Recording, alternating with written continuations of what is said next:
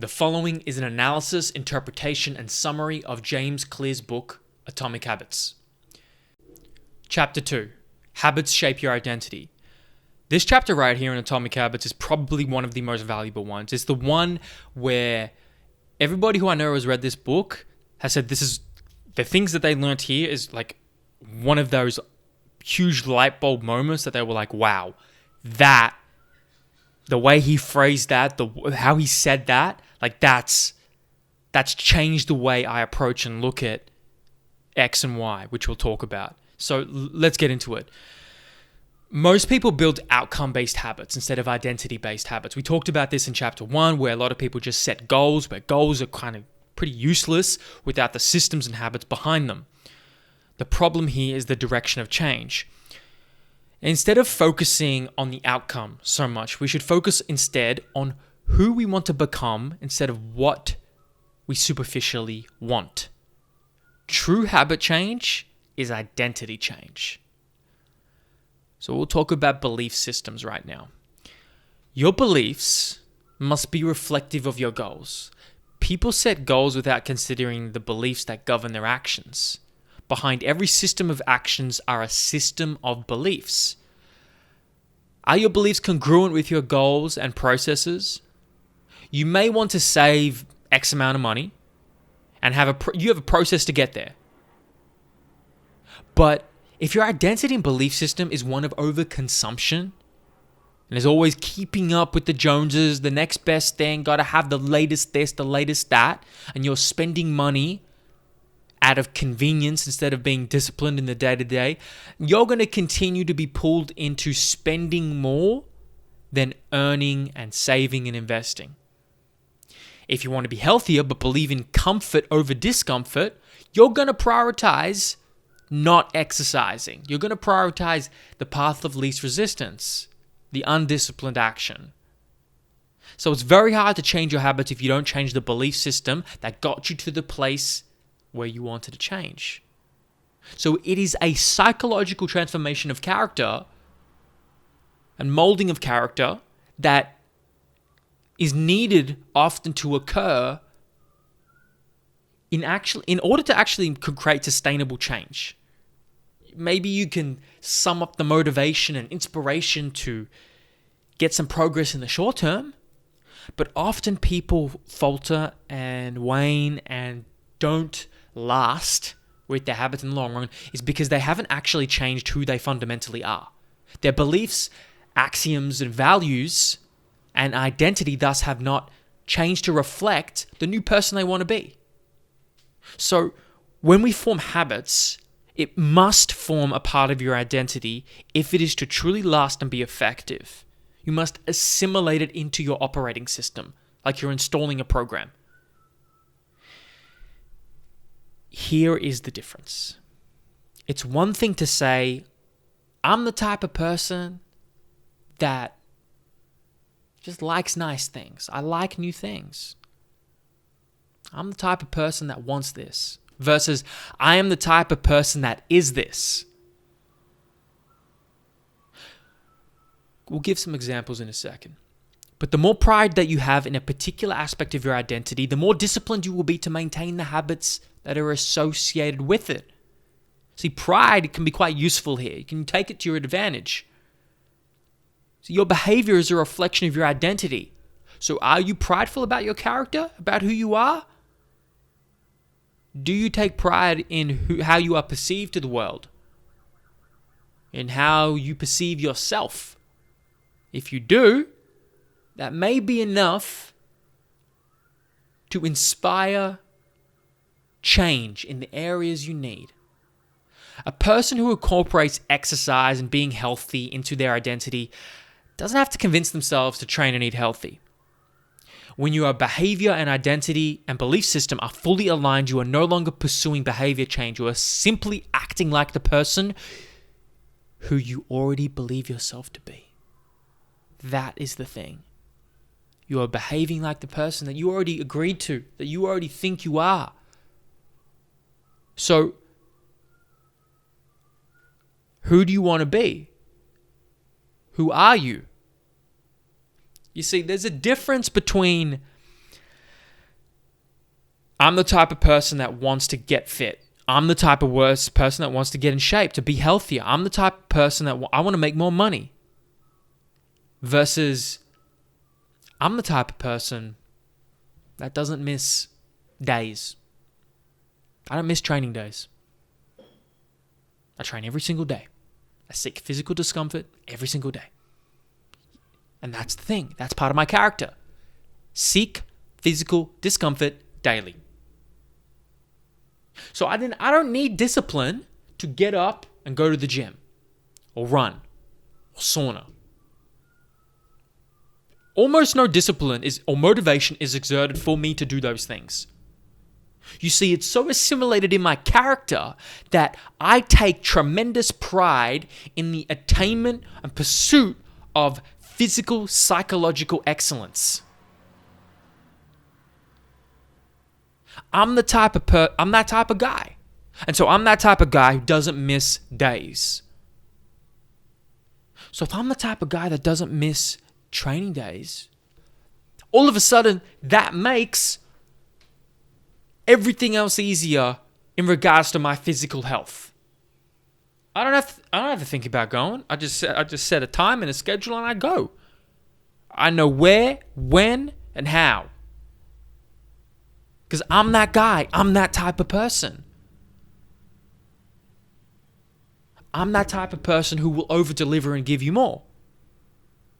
So that means I'm not counting the minutes in the session I'm coaching you necessarily like a doctor's appointment.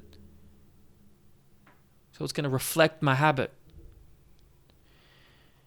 So how could your behavior and belief system align better? How could you be that type of person?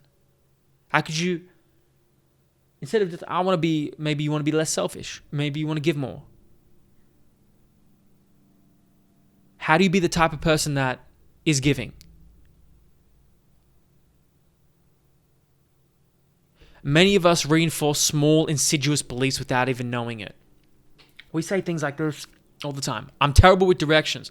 I'm not a morning person. I'm bad at remembering people's names. I'm always late. I'm bad with technology. I'm bad at math. Shut your mouth.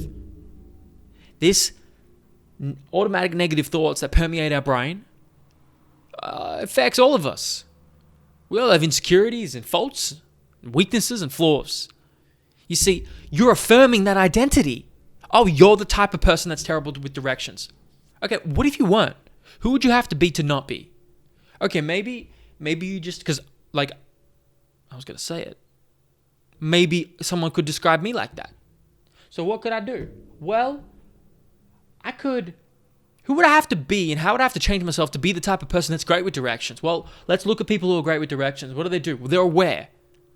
They're aware and conscious of their environment. They read street signs.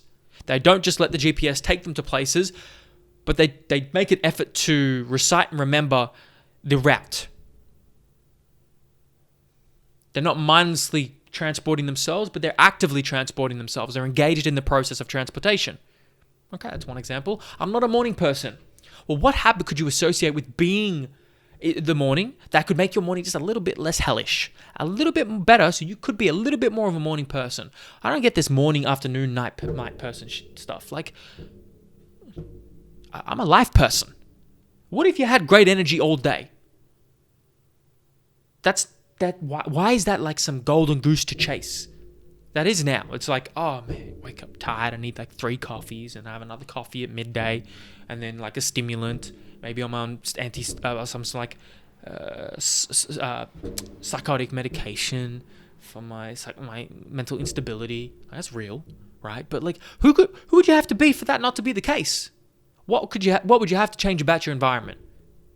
Okay, not a morning. Okay, well, what are morning people like? Well, they probably let some light into their room the first thing they do. A few of them probably go outside in the sun and they're light and for a couple of moments. And it makes them feel good just for a second. So it gets them up a little bit more into a morning person. I'll continue. See, when you've repeated any one of the stories to yourselves, any story to yourself for years, it's easy to slide into the mental grooves and accept them as a fact. In time, you begin to resist certain actions because that's just not who I am.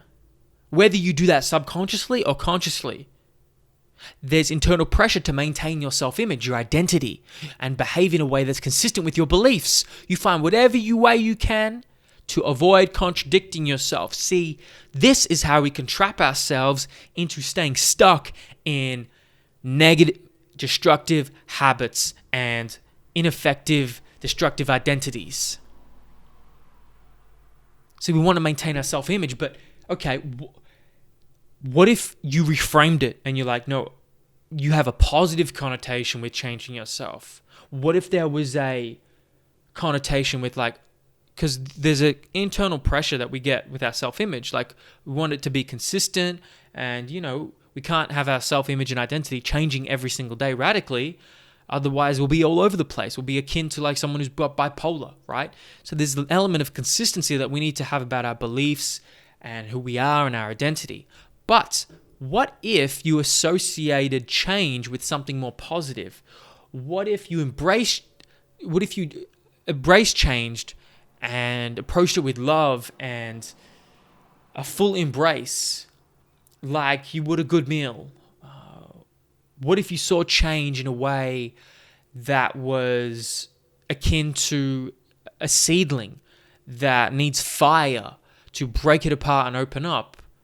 We get that in Australia a lot. Like, we have a lot of, it's all over the world really, but like the bushfires, like there's a necessity and a natural benefit to bushfires, is they allow the regrowth of birth of new plants and seeds that wouldn't necessarily get the chance to proliferate without the fire. What if you were the seed and the fire was the challenge and adversity of life? What if you looked at life like this? What if death and pain and suffering was no longer something to fear, but something to be embraced? Because you are the seed that then grows stronger.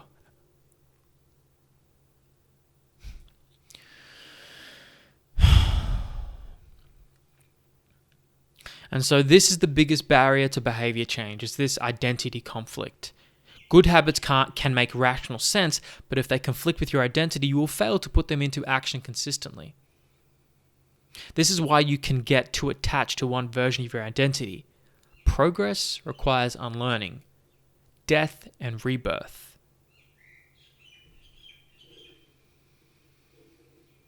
And I really like what Seth Godin said on this.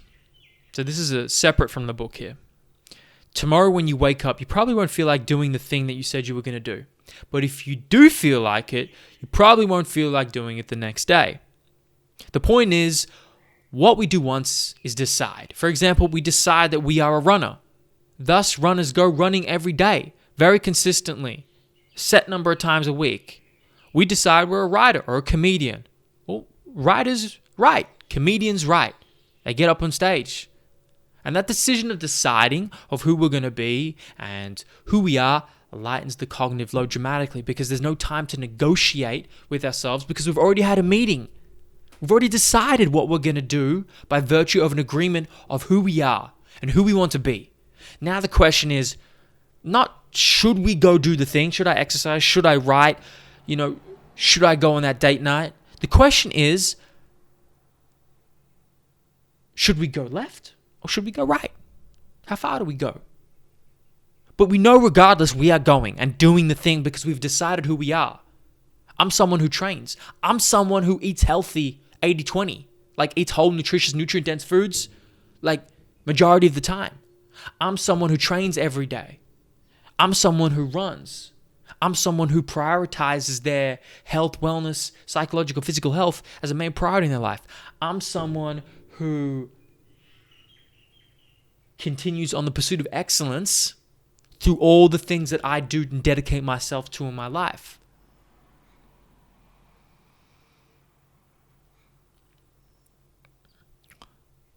I'm someone who does deep reflection. I'm someone who forces themselves to say sorry and admit when they're wrong because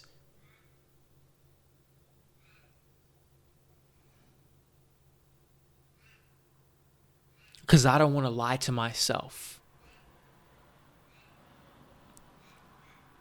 I could keep going on. It's like, who are you? Like, who are you? Who do you want to be? Who are you becoming? Like, I think we all need to ask ourselves this. It's like, oh, I don't have time to exercise. I don't have time to read. It's like, oh, I'm a reader. I read every day. Who would you have to be a reader? Oh, so a reader is somebody who reads consistently. A good husband, a good wife is somebody who prioritizes dedicated blocks of time of engaged, active, present listening and engagement and communication with their significant other. The list goes on. So here's a 2-step process to changing your identity to close out this chapter. The most practical way to change who you are is by changing what you do. This is what I was alluding to before. As I was saying, like, what do people who are those types of people do? Decide the type of person you want to be. Number 1, what do you want to stand for? What principles and values do you want to uphold? People usually don't know how to answer these questions, but they do usually know what outcome they want. Work backward from your results you want and ask yourself, what characteristics does a person who is living that life and is accompanying that task have? Work backwards. Think of someone who is already doing what you aspire to do. Who did they have to become to acquire that? Who did they learn off? What did they do? What values and habits and systems did they cultivate?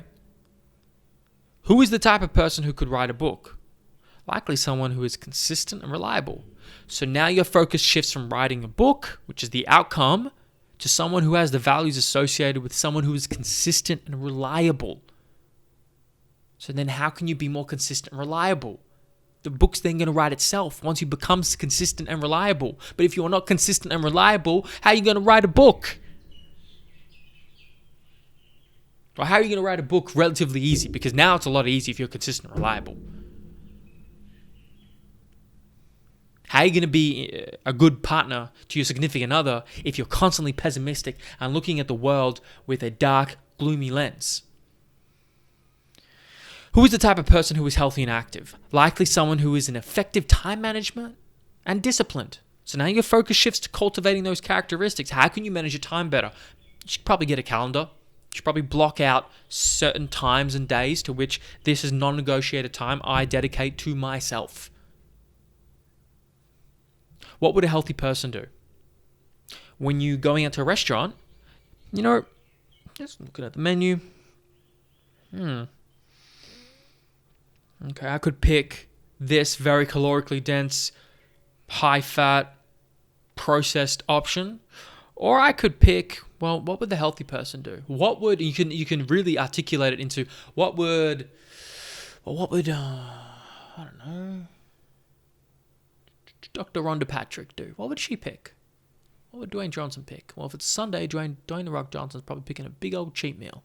Well, I'm not Dwayne Johnson, am I? I don't. Maybe I can scale it back to me a little bit. Like, what would X person you admire do?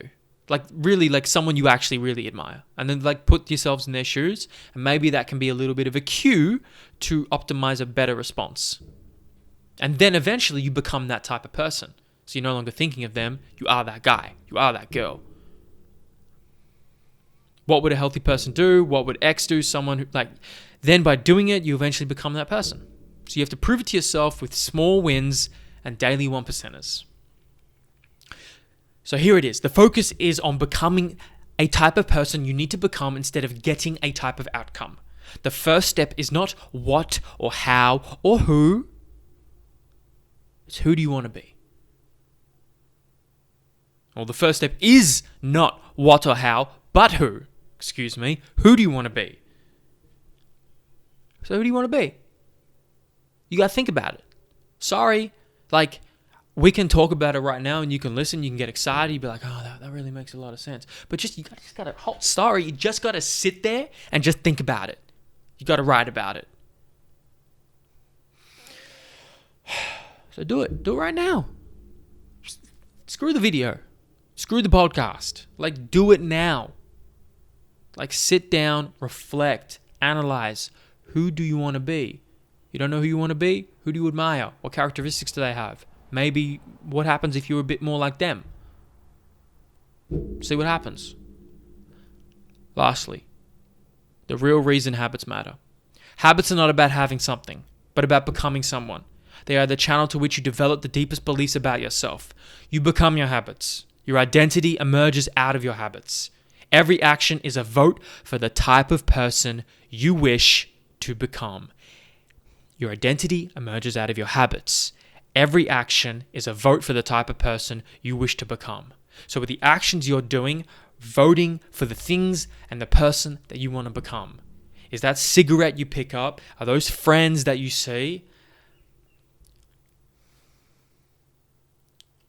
Is that food you eat? Is that routine you have?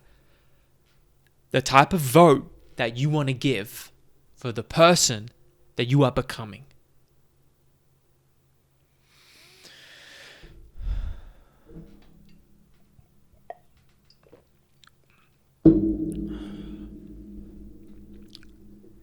That is chapter 2, how habits shape your identity.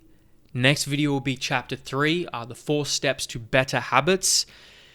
And if you want to stay tuned to all other future book summaries, deep dives, you can subscribe, go to the podcast on all podcast platforms if you just want to listen, or go to my website or medium.com where you can find the transcribed versions of these videos up there.